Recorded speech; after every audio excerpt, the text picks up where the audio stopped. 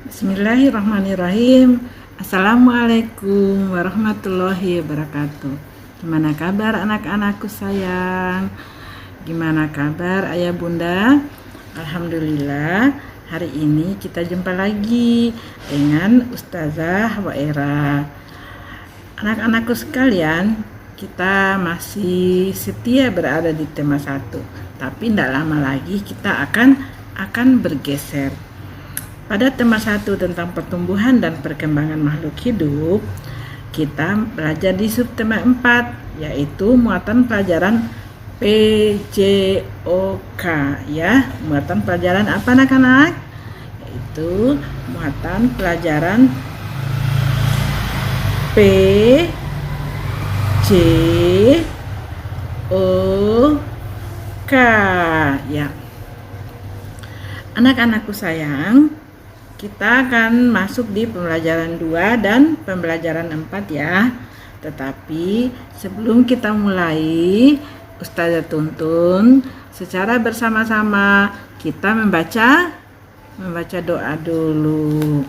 Ayo anak-anak, Ustazah harap kalian bisa memberikan bagaimana sikap berdoa.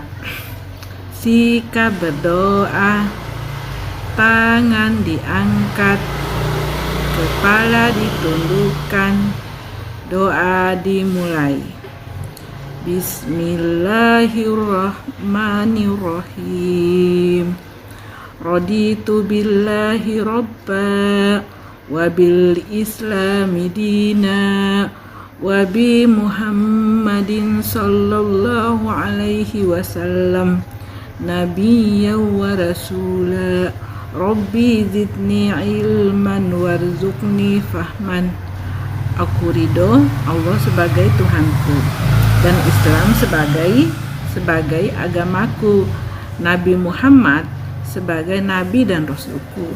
Ya Allah, tambahkanlah ilmu kepadaku dan berikanlah kepadaku pemahaman yang baik. Amin ya robbal alamin. Baik anak-anakku sayang, setelah kita membaca doa, kita mulai pembelajaran kita dengan Ustazah menjelaskan apa sih tujuan pembelajaran kita. Kenapa sih setiap belajar itu Ustazah harus menyampaikan tentang tujuan pembelajaran? Ya, kenapa seperti itu? Supaya kita tahu apa target kita dalam belajar. Meskipun online ya, meskipun tidak offline, anak-anakku tetap harus semangat. Anak-anakku jangan lengah. Karena kenapa? Karena setiap minggu bagian semangat kumpul tugas, semangat belajar, dan semangat mengerjakan tugas, Ustazah akan kasih hadiah. Minggu ini apa ya? Kira-kira apa ya? Siapa yang bisa tebak ya? Jadi jangan lupa anak-anak, kalian harus tetap semangat belajar, karena orang yang rajin belajar akan menjadi pintar. Kalau kita malas belajar, jadi apa dong? Ya, jadi tidak pintar.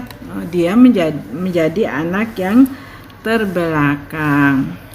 Jadi tujuan pembelajaran kita ada 2 anak-anak.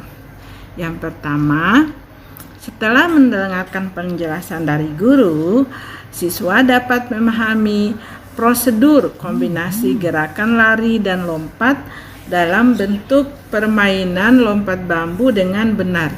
Ya, lupa tadi di silent.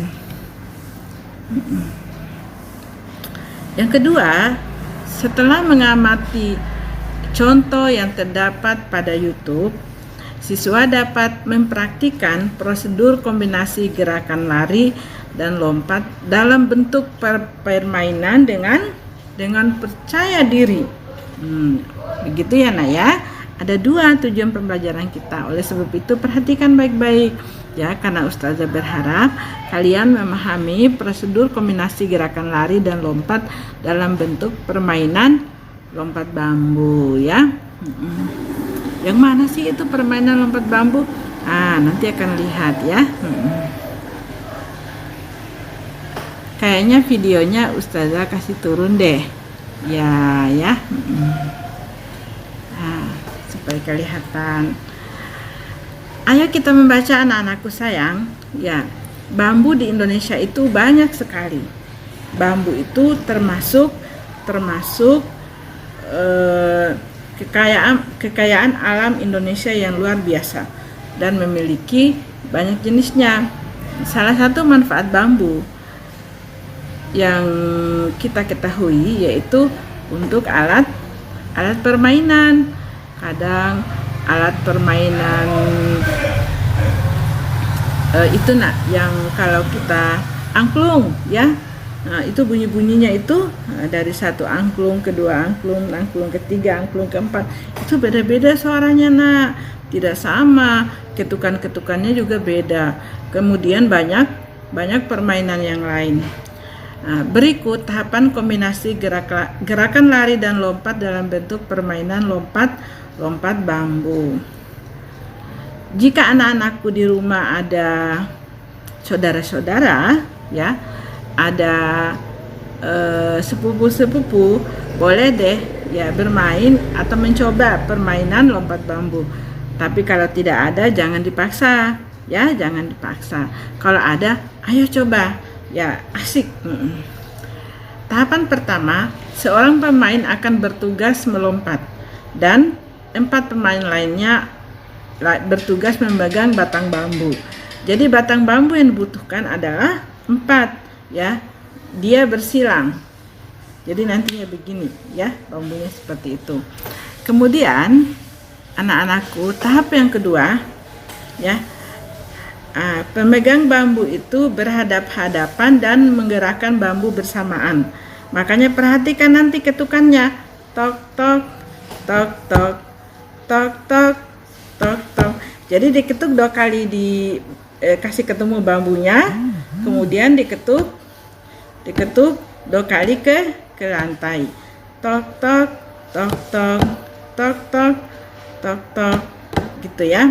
Kemudian anak yang satu itu akan belajar untuk melompat. Lompatannya juga harus seirama supaya kakinya tidak kejepit. Kalau tidak seirama lompatannya dengan ketukannya, ya pasti kejepit, kakinya nanti sakit gitu. Lalu tahapan ketiganya apa Ustazah? Ini tahapan ketiga. Gerakan bambu dengan buka dan tutup secara bergantian dengan hentakan masing-masing 2 kali hentakan. Tok tok. Begini, tok tok tok tok tok tok tok tok. Ya seperti tadi ya yang Ustazah sudah jelaskan, sambil yang lainnya melompat. Kemudian yang ketiga apa anak-anak? Tahapan keempat, pemain yang tidak memegang bambu melompat-lompat pada bambu yang terbuka. Jangan sampai kejepit bambu. Lalu lakukanlah secara bergantian. Jadi kan nanti yang main itu ada 5 itu. Ada 5. Nah, yang 5 yang main itu nanti boleh merasakannya lompat-lompat. Jadi bergantian. Tapi ingat ya, ketukannya harus sama-sama. Harus seragam, harus kompas supaya kaki temannya tidak kejepit. Seperti itu. Bermain lompat bambu memerlukan kerjasama yang baik ya antara sesama pemegang bambu maupun pemainnya. Jika tidak ada kerjasama akan membahayakan pemain dan pemegang bambu ya. Allahu Akbar. Tangan pemegang bambu bisa terjepit bambu jika tidak bekerja sama dengan baik ya, dan kaki yang melompat-lompat juga kejepit. Oleh sebab itu harus ada kerjasama yang baik.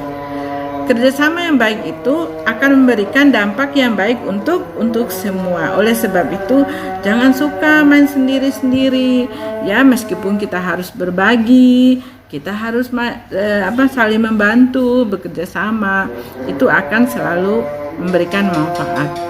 Selain kerjasama, konsentrasi pemain juga sangat penting saat bermain lompat bambu. Jika tidak berkonsentrasi, maka akan membahayakan seluruh pemain. Ya kalau misalnya lagi main, ingat, di rumah kayaknya ada ayam deh. Ya bunda lagi masak ayam deh. Ya kalau seperti itu buyar dong konsentrasinya. Nah, nanti kan berbahaya, temennya bisa kejepit. Ya. Ini adalah tugas Ananda di rumah, ya, yang Ustazah ingin sampaikan. Tugas yang pertama, ya, silakan Ananda mempraktekkan permainan berikut ini. Jadi, siapkan garis batang sebagai garis tanda awal lompatan. Siapkan batang tali untuk alat mengukur lompatan. Mulailah mengambil ancang-ancang. Minta tolonglah dengan orang tua untuk merekam saat kita melakukan permainan. Ya, ini yang kita harapkan dapat dipraktekkan karena permainan ini asyik sebenarnya. Dia akan menimbulkan imun kita gitu. Anak-anakku sayang, Ustazah tunggu ya video dari anak-anakku, video permainannya. Kalau bisa dikirim deh karena kenapa? Agar supaya memori HP Ustazah tidak penuh. Terima kasih anak-anak. Thank you. Wassalamualaikum warahmatullahi wabarakatuh.